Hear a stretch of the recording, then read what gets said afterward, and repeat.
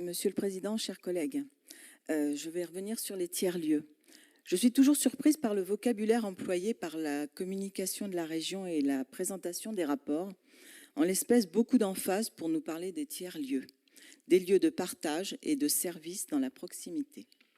Votre ambition est de multiplier ces lieux. Pour rappel, la région est dirigée par vos collègues socialistes depuis 1998 et par vous, Monsieur Bonneau, depuis 2007. Et c'est aujourd'hui que vous souhaitez envisager avec ces tiers-lieux de nouvelles formes de services sur les territoires.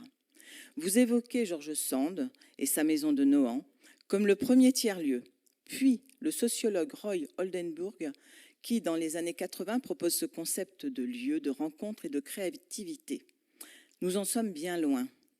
Aujourd'hui, vous définissez les tiers-lieux de notre époque, entre autres, comme se caractérisant par leur ouverture sur leur environnement immédiat, pour le présent, dans une dimension expérimentale et évolutive pour le futur, et pour le reste, avec des finalités semblables à celles affichées par l'Union européenne, à savoir pour un avenir plus vert, solidaire, intelligent, innovant, citoyen.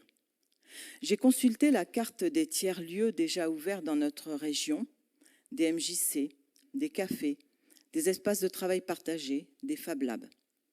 À mon sens, vous envisagez de financer des commerces ou des TPE en leur allouant des subventions pour faire bien souvent, de l'entre-soi, voire du copinage. L'activité dans la plupart de ces lieux est tellement confidentielle que je ne suis pas sûre que les habitants des territoires en aient connaissance. Je m'interroge, s'agit-il bien d'un domaine de compétence de la région? Si tel est le cas, ce saupoudrage d'aide pour des structures qui, tout bien réfléchies, ressemblent davantage à des lieux de vie, comme nous en connaissons tous dans nos territoires ruraux, le café ou l'épicerie multiservice du village. Ces aides, donc, ne pourraient-elles pas être utilisées à soutenir directement ces lieux existants ou tentant d'exister? Nous savons tous la difficulté à maintenir des petits commerces dans les communes rurales. Cela ne doit pas occulter les problématiques quotidiennes des habitants de notre région, que ce soit en matière de transport, d'accès aux soins ou à l'emploi, par exemple. Mais je pense également aux TPE, PME, PMI et aux agriculteurs qui tentent de vivre, voire de survivre en région Centre-Val de Loire. Eux produisent des richesses dont notre pays a tellement besoin.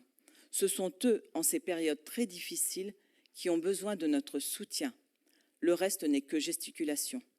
Le travail de parangonnage et de concertation mené par vos services avec l'aide de chercheurs vous a délivré une grille de lecture bien éloignée de notre quotidien et des attentes de nos concitoyens.